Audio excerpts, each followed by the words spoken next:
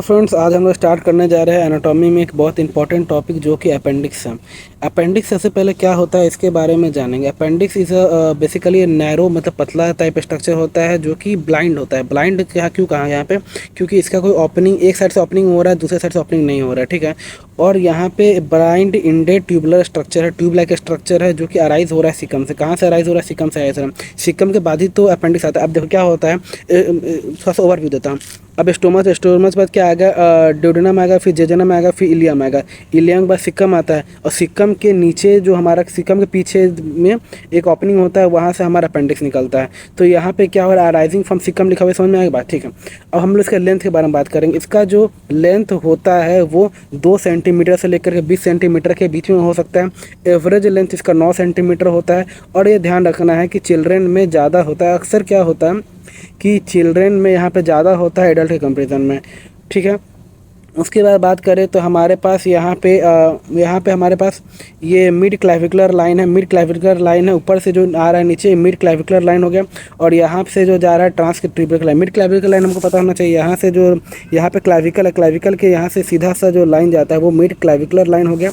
और उसके बाद यहाँ पर ट्रांस ट्यूबरकल लाइन क्या होता है? ये ऐसा लाइन होता है, हम लोग जब ये स्टोमच को 9 पार्ट में डिवाइड किए थे, ऊपर ट्रांस पाइलोरिक लाइन था और ट्रांस ट्यूबरकल लाइन था, तो वही ट्रांस ट्यूबरकल लाइन है। तो ऊपर से क्या आ रहा है? नीचे मिड क्लाविकुलर लाइन आ रहा है। ऊपर से नीचे मिड क्लाविकुलर लाइन, नीचे से आ रहा है हॉरिजॉन्टली जा रहा है ट्रांस ट्यूबरकल लाइन। और वो जो पॉइंट पे मिलता है वहाँ पे होता है इलियोसिकल ओरिफाइस। यहाँ पे एक्चुअली क्या, इट इज जंक्शन। मैं बताया ना आपको कि सिकम में जा करके इलियम सिकम जाके मिलता है, वहाँ पे वो वाला पॉइंट हो गया इलियोसिकल ओरिफाइस, ठीक है। वहाँ पॉइंट ओरिफाइस हो गया।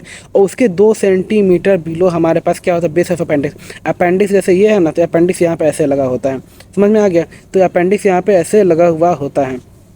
ये हो गया बात। अब आते हैं बेस। इसके बेस के बारे में बात करेंगे। बेस होता है posterior medial wall of caecum. Caecum से देखिए बेस में क्या लिखा हुआ है? बेस में हो गया आपका, बेस में posterior medial wall of caecum. Posteriorly ये सिकम जो आपके पास ये जो है ना स्ट्रक्चर सिकम है। अब सिकम के पोस्टीरियर मतलब पीछे हो गया, पीछे वॉल ऑफ सिकम, सिकम के पीछे प्रेजेंट होता है आपका अपेंडिक्स प्रेजेंट होता है। 2 centimetre below the ileocaecal orifice. 2 centimetre ileocaecal orifice से, ये जो ओरिफाइस जो होता है, ओरिफाइस मान लीजिए यहाँ है, तो इसके 2 सेंटीमीटर बिलो प्रेजेंट होता है इलियोसिकल ओरिफाइस। अब आगे बात करते हैं पोजीशन की। देखिए एक्चुअली इसका 7 पोजीशन है जो कि जहाँ पे होता है, लेकिन 2 पोजीशन ध्यान रखना है, बाकी 1%, 0.5%, 2% इसी तरह होता है। मेन आपका पोजीशन जो रेट्रोकोलिक पोजीशन, दूसरा यहाँ पे सॉरी पेल्विक पोजीशन। कौन सा 2 मेन पोजीशन है? रेट्रोकोलिक पोजीशन और दूसरा है पेल्विक पोजीशन। रेट्रोकोलिक पोजीशन और pelvic position. Retrocolic position it is a 12 o'clock position. जैसे कि यहाँ पे है ना 12 o'clock, यहाँ पे डायग्राम में दिया हुआ है ना, हाँ यहाँ पे 12 o'clock पोजीशन होता है। बेसिकली ये इस वाले पॉइंट से डायरेक्ट ऊपर की तरफ जा रहा है, मतलब 12 o'clock पोजीशन हो गया, जो कि मोस्ट कॉमन है, जो कि 65 to 66% में पाया जाता है, ठीक है। अब बात कर रहे हैं यहाँ पे सिकम से जुड़ा हुआ है आपका, क्या जुड़ा हुआ है? ये जुड़ा हुआ है इलियम। अब सिकम से इलियम जुड़ा हुआ है। ऊपर से यदि जाएगा तो प्री इलियल बोलेंगे। यदि ऊपर से कोई चीज़ जा रहा है तो हम प्री इलियल बोलेंगे, नीचे से जा रहा है तो पोस्ट इलियल बोलेंगे। ऊपर से जाएगा क्या बोलेंगे? Pre ileal. नीचे से जाएगा तो पोस्ट इलियल बोलेंगे। अब क्या है यहाँ पे? प्रोमेंट्रिक है। यहाँ पे हॉरिजॉन्टली यदि जा रहा है, यदि हॉरिजॉन्टली जा रहा है तो प्रोमेंट्रिक बोलेंगे। अब प्रोमेंट्रिक के साथ मैं एक डायग्राम शो कर दूंगा। देखो एक्चुअली आप सैक्रम पढ़े होंगे ना, सैक्रम का बोनी में ये प्रोमेंट्रिक का मैं यहाँ पे पिक्चर डाल दूंगा, आ भी गया होगा शायद आपके पास, ठीक है। अब क्या प्रोमेंट्रिक क्या होता है ना, सैक्रम का जो ऊपर वाला पार्ट होता है प्रोमेंट्रिक बोलते हैं। तो उस डायरेक्शन में यदि 3 o'clock में डायरेक्शन में जा रहा है, उस वाले लाइन के साथ जा रहा है, तो प्रोमेंट्रिक हो जाएगा। ये 1% इंडिविजुअल में पाया जाता है। रेट्रोकोलिक 65 to 66% में, प्री इलियक 1% में। ऊपर से जा रहा है इसलिए हम यहाँ लिख दिया हमें ऊपर, और पीछे से जा रहा है, हमें नीचे से जा रहा है तो पोस्ट इलियल, और ये भी 0.4% के इंडिविजुअल में पाया जाता है। अब बात करते हैं पेल्विक के पार्ट में। पेल्विक 4 o'clock होता है, 4 o'clock होता है, related to right uterine tube in female. अब देखिए पेल्विक क्या है ना कि फीमेल में बात किया जाए यूट्राइन ट्यूब आएगा, वजाइना के ऊपर क्या आता है? यूट्रस आता है। वजाइना के ऊपर क्या आता है? यूट्रस आता है। और उस वाले डायरेक्शन में भी जा रहा है तो इसलिए बोलते हैं uterine, related to right uterine tube in female. आगे आ जाता है यहाँ पे मिड इंग्वाइनल, जो कि 6 o'clock पोजीशन है, जो कि 2% में पाया जाता है। 6 मिड इंग्वाइनल है, 6 o'clock है, ये कि 2% इंडिविजुअल में पाया जाता है। यहाँ पे आता है अगला आता है पैराकोलिक, जो कि 11 o'clock है। पैराकोलिक क्या है? 11 o'clock है, 2% पाया जाता है। तो मैं क्या क्या नाम लिया? ये रेट्रोकोलिक, एक सेकेंड, रेट्रोकोलिक है। आपको याद नहीं होना, अब दो चीज़ ध्यान रखो, रेट्रोकोलिक और यहाँ पे पेल्विक। रेट्रोकोलिक 66 to 67% में पाया जाता है और पेल्विक पाया जाता है 31% में। बाकी 0.41% और ये 2% है, इसे याद रख सकते हैं। अब हम लोग पोजीशन के बाद बात कर सकते हैं आर्टरी के बारे में। थोड़ा सा मैं सीक्वेंस थोड़ा चेंज हो गया, मैं सीक्वेंस में ही लेकर चलूँगा। अब आर्टरी के बारे में बात करते हैं। आर्टरी में क्या है, ध्यान रखना है, सिंगल अपेंडिकुलर आर्टरी। आर्टरी कौन सा सप्लाई कर रहा है, इसमें सिंगल अपेंडिकुलर आर्टरी सप्लाई करता है। ये ब्रांच किसका है, इलियोकोलिक आर्टरी का ब्रांच है। ये ब्रांच किसका, आर्टरी को रेड से डोनेट किया जाए, ठीक है बॉस। अब देखिए आर्टरी है, यहाँ पे ब्रांच किसका है, इलियोकोलिक आर्टरी का ब्रांच है। The appendicular artery is end artery. Appendicular artery क्या है, इंड आर्टरी है, इंड आर्टरी है। इन अपेंडिसाइटिस, अपेंडिसाइटिस की बात किया जाए, this part of artery is affected by thrombosed, affected and thrombosed. Actually क्या होता है अपेंडिसाइटिस में, अपेंडिसाइटिस में क्या होगा, जो अपेंडिक्स हमारा फूल जाएगा। जब फूलेगा तो वहाँ पे क्या होगा कि जो ब्लड सप्लाई है उसको तो चौक करेगा ना, रोकेगा ना। अब से क्या होता है कि यहाँ पे ये आर्टरी क्या होता है, मैं धीरे बोलता हूँ, ठीक है। एक्चुअली क्या है कि थ्रोम्बोस्ट होगा। थ्रोम्बोस्ट मतलब क्या होता है, मीन्स ब्लड क्लॉट फॉर्मेशन। यहाँ पे क्या होता है, ब्लड क्लॉट का फॉर्मेशन होता है। अब ब्लड क्लॉट के फॉर्मेशन से क्या होता है प्रॉब्लम यहाँ पे कि ग्रैनुलेस चेंज होता है, जो कि टिप में प्रोफरेट कर सकता है, फैल सकता है, ठीक है। एक्चुअली क्या अपेंडिसाइटिस में आर्टरी को अफेक्ट करेगा, क्योंकि अपेंडिसाइटिस में पता है इन्फ्लामेशन होगा। आइटिस मतलब क्या होता है, आइटिस मतलब होता है पेन, इन्फ्लामेशन। अब ये हो गया, उसके बाद यहाँ पे क्या होगा, आपका ग्रैनुलेस चेंज होगा, उससे क्या होगा, ये प्रोफरेट कर सकता है, ठीक है। Has form inside the blood vessel and blocking the blood flow, thrombus, ठीक है। समझ आ गई बात। ये थ्रोम्बस के पास लिखा हुआ है, क्या लिखा होता है, ठीक है। आर्टरी सप्लाई समझ गए। अब हम लोग आर्टरी सप्लाई में सिंपल अपेंडिकुलर आर्टरी पहली बात। दूसरी बात, अपेंडिकुलर आर्टरी इंड आर्टरी से सप्लाई होता है, इंड आर्टरी रहता है। तीसरा बात कि अपेंडिसाइटिस में ये जो होता है वो क्या होता है, चौक हो जाता है, क्योंकि आपको पता है कि वो अपेंडिक्स आपका फूल जाएगा। अपेंडिक्स फूलेगा तो आर्टरी सप्लाई इनहिबिट होगा, और इससे हमारे पास चीज़ें होते रहेंगे, प्रॉब्लमेटिक चीज़ें। अब हम लोग बात करते हैं वेनस सप्लाई। वेनस ड्रेनेज में सिंपल सा बात ये लिखा हुआ है, the vein correspond to the artery and drainage into the superior mesenteric vein, जो कि in turn drain into portal vein. सबसे पहले क्या होगा, वेनस ड्रेनेज की बात करें तो सुपीरियर मेसेंट्रिक वेन में जाएगा, उसके बाद क्या होगा, पोर्टल वेन में जाएगा। सुपीरियर मेसेंट्रिक वेन में जाएगा, उसके बाद पोर्टल वेन में जाएगा। ये कॉरस्पॉन्ड एक्चुअली क्या, आर्टरी से जो आया, आर्टरी जो हमारा है, अब आर्टरी से क्या हो रहा है कि वो ड्रेन कर रहा है सुपीरियर मेसेंट्रिक वेन में। सुपीरियर मेसेंट्रिक वेन में ड्रेन करने के बाद कहाँ ड्रेन कर रहा है, पोर्टल वेन में ड्रेन कर रहा है। अब हम लोग बात करते हैं लिम्फेटिक ड्रेनेज का। लिम्फेटिक ड्रेनेज में सिंपल से ध्यान ये रखना है कि ये लिम्फेटिक ड्रेनेज में appendix drain into the ileocolic lymph node, the lymph vessel of the appendix drain into ileocolic lymph node में ड्रेन करता है थ्रू अपेंडिकुलर नोड। ये जो अपेंडिक्स का जो लिम्फ सप्लाई होता है वो ड्रेन किस में करता है, इलियोकोलिक लिम्फ नोड में ड्रेन करता है। इलियोकोलिक लिम्फ नोड में ड्रेन करने के बाद और इलियोकोलिक लिम्फ नोड में ड्रेन करेगा या फिर अपेंडिकुलर नोड में ड्रेन कर देगा, और जो कि मीजो अपेंडिक्स में चला जाएगा, ठीक है। अपेंडिकुलर नोड जहाँ कहाँ जाएगा, मीजो अपेंडिक्स में जाएगा।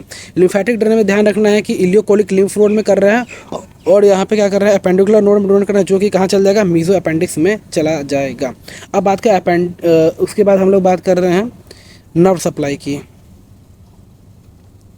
हाँ, इसका नोट्स में ये टेलीग्राम पर डाला, टेलीग्राम का चैनल है हमारे पास, जो कि डिस्क्रिप्शन में लिखा हुआ है, वहाँ पर आप ज्वाइन कर सकते हैं, इसका नोट्स मिल जाएगा आपको, ठीक है। ये सफिशियंट है, अब इससे अपना मस्त काम कर सकते हैं, ठीक है। अब नर्व सप्लाई, सबसे पहले हम बात करें सिंपैथेटिक नर्व सप्लाई, दूसरा है पैरासिम्पैथेटिक। सिंपैथेटिक में क्या है, T10 है, सिंपैथेटिक में क्या है, T10। और रिफर्ड पेन कहाँ होता है, रिफर्ड पेन हमारे पास अम्बिलिकस में होता है। सिंपैथेटिक में T10 होता है और रिफर्ड पेन कहाँ होता है, अम्बिलिकस में होता है। पैरासिम्पैथेटिक के बारे में बात करें, बोथ वैगस नर्व कौन सा, right vagus nerve and left vagus nerve. Nerve supply में सिंपैथेटिक बोलिए, आपको ही बोलिएगा तो याद रहेगा। देखिए सिंपैथेटिक, ये नर्व सप्लाई में यदि बात करें तो यहाँ पे पैरासिम्पैथेटिक है। सबसे पहले सिंपैथेटिक में आपके पास क्या है, T10 है। जो रिफर्ड पेन कहाँ करता है, यदि अपेंडिसाइटिस होगा या कुछ भी होगा, प्रॉब्लमेटिक होगा, जो कि वहाँ होगा तो अम्बिलिकस में होगा। उसके पैरासिम्पैथेटिक में बात किया तो बोथ वैगस है, राइट एंड लेफ्ट वैगस दोनों में पैरासिम्पैथेटिक का काम करता है, ठीक है। अब बात करते हैं अपेंडिसाइटिस का। अपेंडिसाइटिस में क्या है कि initial pain is referred to, अब हम क्लिनिकल का बात करें, इनिशियल पेन रिफर्ड कहाँ होगा, अम्बिलिकस में होगा, ठीक है। अब अम्बिलिकस में होगा initial pain get localize into right iliac fossa. थोड़े समय बात किया तो राइट एलेक फोसा में लोकलाइज होता है ओवरलाइंग मसल्स अंडरगो स्पाम। जो इसके ऊपर जो मसल्स होता है ना, आपको पता है कि मैकबर्नी पॉइंट, मैकबर्नी पॉइंट पहले डिस्कस कर लेते हैं। मैकबर्नी पॉइंट कुछ नहीं भाई, सिंपल सा पॉइंट है, जो कि अम्बिलिकस, जो आपका बोलूँगा ना, हाँ ठीक है, जो आपका है ना अम्बिलिकल है, अम्बिलिकल जानते हो, अम्बिलिकल से यदि बात किया जाए ASI के पास जगह है, अब क्या है कि यहाँ पे जो यहाँ पे साइड वाला जो कमर वाला पार्ट है ना, जो दिखे यहाँ पे दिख रहा है, नहीं दिख रहा है। और अम्बिलिका से वो वाला पॉइंट पे गया। अब उसमें क्या करना है कि ये जो ऐसे जैसे दो यहाँ बना हुआ है ना, ये है। अब इससे क्या हो रहा है, अब ये वाला पॉइंट पे गया, ये वाला पॉइंट जाने के बाद ये होगा AS होगा, और यहाँ पे आपका अम्बिलिकस हो गया। इससे लैटरली 1/3 पे यहाँ पे जो ये लैटरली 1/3 और ये मीडियली 2/3। तो लैटरली 1/3 से जो पॉइंट आएगा उसी को मैकबर्नी पॉइंट बोलते हैं। मैकबर्नी पॉइंट उसे क्या बोलते हैं हम लोग, मैकबर्नी पॉइंट बोलते हैं, ठीक है। ओवरलाइन मसल्स अंडरगो स्पाज्म और प्रोटेक्टिव फैक्टर। अब इसके ऊपर जो होता है, यदि यहाँ पे आप प्रेस करोगे तो यहाँ पे खतरनाक पेन होगा पेशेंट को, तो आप बोल सकते हैं भाई इसका अपेंडिसाइटिस हो चुका है। Now we move next. अब यहाँ पे क्या लिखा हुआ है, यहाँ पे ये लिखा हुआ है कि मैक्सिमम टेंडरनेस होगा, मैक्सिमम ये मैकबर्नी पॉइंट पे मैक्सिमम टेंडर मतलब हार्ड भी हो जाता है, ठीक है ना। प्रोटेक्टिव फैक्टर है, overlying muscles undergo spasm contraction होता है, स्पाज्म में कॉन्ट्रैक्शन होता है ना, वो कॉन्ट्रैक्शन यहाँ पे हो जाएगा। अब टेस्ट, इसमें 2 टेस्ट है, श्वास टेस्ट है, ऑब्स्ट्रक्टिव टेस्ट है। कौन कौन सा टेस्ट है, श्वास टेस्ट, ऑब्स्ट्रक्टिव टेस्ट। श्वास टेस्ट की बात कर रहे हैं। पेशेंट इसको लैटरल पोजिशन, लैटरल मतलब ऐसे सुता दिएगा ना, सुता दिया मतलब स्लिप करा दिएगा ना, स्लिप नहीं भाई, लेटा दिया गया बढ़िया बढ़िया, ठीक है। तो यहाँ पे क्या किया गया, patient in lateral position, leg pull into. अब एक्चुअली क्या है ना, हम लोग क्या कर रहे हैं कि अपेंडिक्स के पास हमारे पास क्या होता है, श्वास मसल्स होता है। ऑब्स्ट्रक्टर के साथ भी वही है कि उसके पास हमारे ऑब्स्ट्रक्टर, अपेंडिक्स के पास हमारा ऑब्स्ट्रक्टर मसल होता है। अब क्या करेंगे, यदि श्वास मसल्स को हम लोग यदि मूवमेंट करेंगे, हिलाएंगे, तो यहाँ पे अपेंडिक्स को इरिटेट होगा। अब अपेंडिक्स को इरिटेट होने से क्या होगा कि हमको पता चलेगा भाई इसका अपेंडिसाइटिस है या नहीं है, ठीक है। सबसे पहले स्टार्ट करते हैं, यहाँ पे लिखा हुआ है पेशेंट इन लैटरल पोजीशन को ले कर दिया गया, ले पुल इनटू एक्सटेंशन, श्वास फ्लेक्शन, लेग को एक्सटेंशन किया और यहाँ पे श्वास का क्या फ्लेक्शन करेगा, श्वास को फ्लेक्शन करेंगे, इसे इरिटेट होगा, अपेंडिक्स इरिटेट होगा। और मोस्ट कॉमन रेट्रोकोलिक, ठीक है।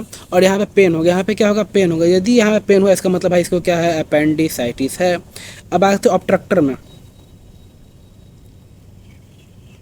ठीक है। ऑब्स्ट्रक्टर में बात करें, ऑब्स्ट्रक्टर में क्या करते हैं हम लोग, पैर को पीछे की तरफ, है ना, यहाँ पे आ जाओ,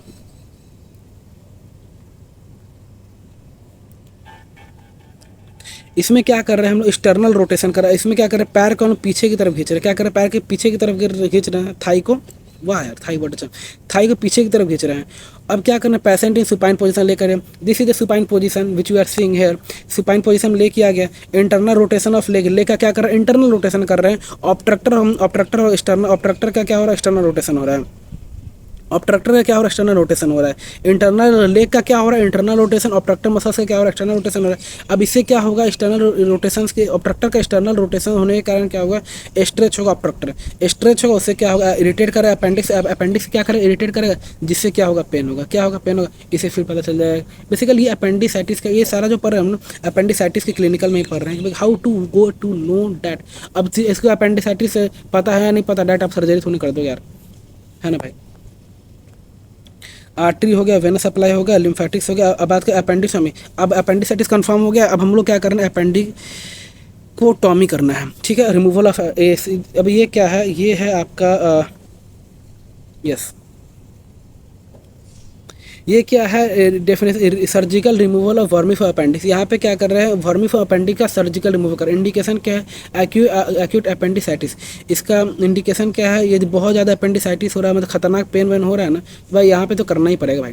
अब बात करें इंसिजन, सबसे पहले कह रहे हैं gridiron line McBurney incision. McBurney incision बता दी, मैकबर्नी पॉइंट क्या होता है, जो कि लैटरल 1/3 से ASIS के लैटरल 1/3, पहले क्या करना है, ASIS अम्बिलिकल से लाइन ज्वाइन करना है। लैटरल 1/3 से जो पॉइंट है वो मैकबर्नी पॉइंट है, वहाँ पे क्या करना है, इंसिजन करना है। इंसिजन नाम क्या है, grid incision, grid iron incision in the right iliac fossa, जो कि परपेंडिकुलर किसके, स्पाइनो अम्बिलिकल लाइन, स्पाइनो अम्बिलिकल लाइन के परपेंडिकुलर। फर्स्ट ईयर में तो नहीं जानते हो लाइन, आपको बस ध्यान रखना है कि परपेंडिकुलर किसके है, spino umbilical line. Based on anatomy of anterior abdomen wall, anterior abdomen wall के एनाटॉमी पे ही बेस हम लोग काम करना है।